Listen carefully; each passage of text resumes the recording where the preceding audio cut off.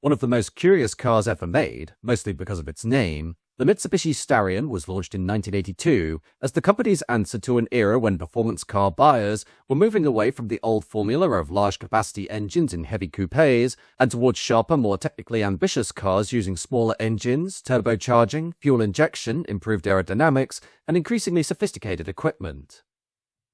However, one of the most enduring mysteries of the Starion is what its name actually is meant to represent, with many considering it a moment of lost in translation between the Japanese engineers and the American marketing teams, or that it might have been something more clever, though none of this detracts from the fact that the Starion, today, represents a notable turn of the page in performance car history during the early 1980s. In the late 1970s, Mitsubishi had already established itself as a technically capable manufacturer, but it needed a car that looked and felt contemporary enough to stand beside the best of the new generation of sports GTs, with buyers in Japan, Europe, Australia, and North America being increasingly receptive to compact, relatively efficient, high-performance cars that combine speed with refinement and equipment. Turbocharging had become a fashionable and serious engineering route to performance, especially after the oil crises of the 1970s had made outright cubic capacity seem less progressive than exacting more power from smaller engines, with the Starion emerging from a period in which the turbo era was beginning in earnest, and one of its key purposes was to show that Mitsubishi could participate in that era at the front rank rather than as a follower.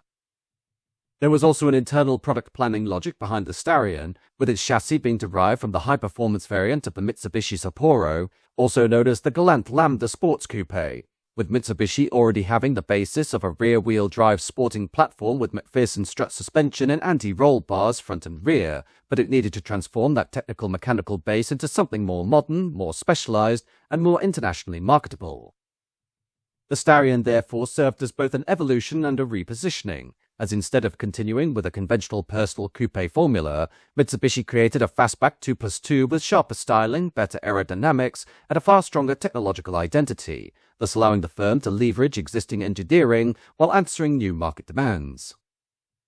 Taxation and regulation also influenced the car's original conception, as its slimmer dimensions suited Japanese exterior dimension regulations, which imposed penalties on larger vehicles, and these domestic rules mattered because Mitsubishi had to make a car viable first in its home market and then abroad, while similarly, most markets received the 2-litre single overhead cam Sirius G63B engine, whereas the United States received the larger 2.6-litre single overhead cam Astron G54B.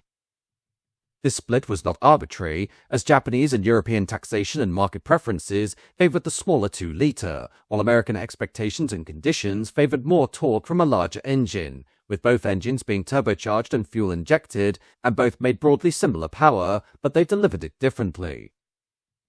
The car's exterior design adopted a sharp-edged, angular, almost origami-like form with pop-up headlamps, a low nose, a relatively short glass house, and a fastback rear, with early cars carrying bonnet vents, deep front spoiler treatment, and a wedge profile that made the Starion look lower, longer, and more expensive than it actually was, with contemporary observers often comparing it visually with the Porsche 924 and other related transaxle Porsches. The aim, however, was not to imitate a European sports car so much as to translate the same sense of aerodynamic modernity into Mitsubishi's own idiom, with the Starion's drag coefficient being around 0.32, which compared very favorably with key rivals such as the Mazda RX-7 and the Nissan 300ZX.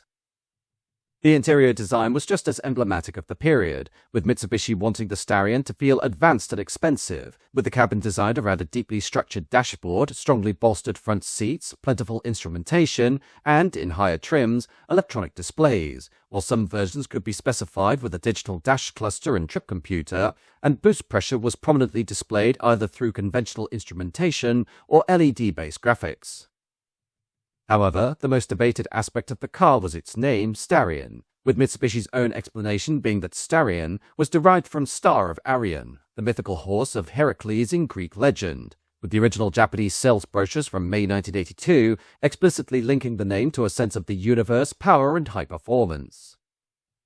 However, a rival story developed that the name Starion was really a mistaken rendering of stallion, supposedly caused by Japanese pronunciation difficulties, and whether myth or true, the controversy suited the car's character, with Mitsubishi already having a habit of horse-related names, as seen with the Colt and later the Eclipse. The Starion was first launched in Japan in 1982, with the domestic market offering both the naturally aspirated GX and a series of turbocharged GSR variants, with the GX, produced from 1982 to 83, being the austere entry point, using a live rear axle and a naturally aspirated 2-litre engine producing 108 horsepower, and it dispensed with many of the features that gave the Starion its technological sheen, including power windows, air conditioning, independent rear suspension, fuel injection, and power-assisted steering. Above the GX sat the turbocharged GSR range, including the GSR 1, 2, 3 and GSR X, which were non-intercooled in their first form and produced 143 horsepower, with the GSR 1 serving as the basic turbo model, while the GSR 2 added power steering and electrical windows, and could be specified with a digital instrument cluster and trip computer. The GSR 3 added a better audio system, trip computer functions, digital instrumentation and air conditioning, and the GSR X moved further towards luxury GT territory, with leather trim in place of cloth, climate control, air conditioning and cruise control. In export markets, the car was initially sold as the Colt Starion in Great Britain, reflecting Mitsubishi's then marketing identity through the Colt Car Company Limited, and in UK specification, the car used the 2-litre turbocharged engine and, in its earliest form, produced around 170 horsepower with an intercooler. In Australia, the Starion also used the 2-litre G63B engine and was broadly similar to European turbo specification, with early Australian models being identified by codes such as JA for the 1982 to 1984 period, while in North America, the Mitsubishi Starion itself was only marketed in the United States from 1983 onwards.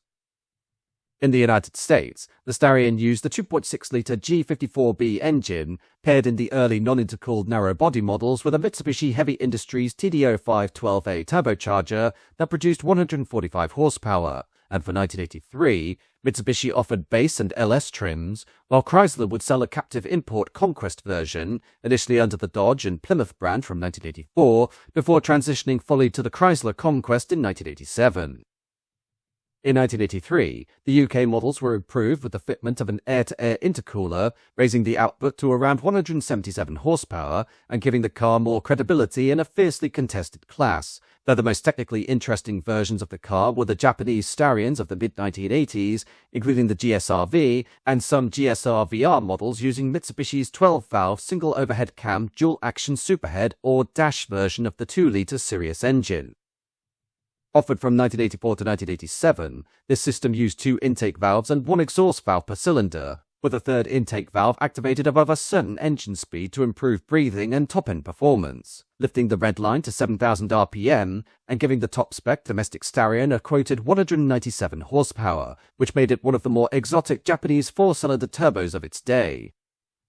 In 1986, the Starion took on a more muscular wide-body stance that was introduced for the United States and later elsewhere, splitting the range in two, with lower-powered, non-intercooled cars continuing in narrow-body form, while the high-performance intercooled flagship adopted flared arches, deeper skirts, and a tougher, more overtly competition-inspired stance. In most markets, these wide-body halo cars wore the Starion ESI-R or Conquest TSI badge, and where the wide-body never officially arrived, the ESI-R name could still be used on higher-performance narrow-body variants with comparable output, while in 1987, the UK received the wide-body Starion ESI-R, replacing the last of the original narrow-bodied Colt Starions.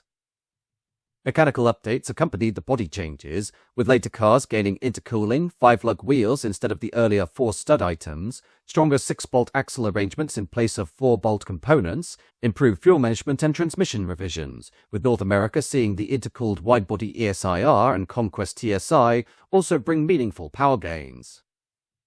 Unlike the early narrow-body 2.6-litre cars making 145 horsepower, the intercooled later versions climbed to around 176 horsepower, and by 1988, ECU revisions lifted output further to around 188 horsepower, while torque rose as well, eventually reaching 234 pounds-feet in some accounts, while the Starion's equipment also developed through these years, with many models featuring limited slip differentials and single-channel anti-lock braking acting on the rear wheels only.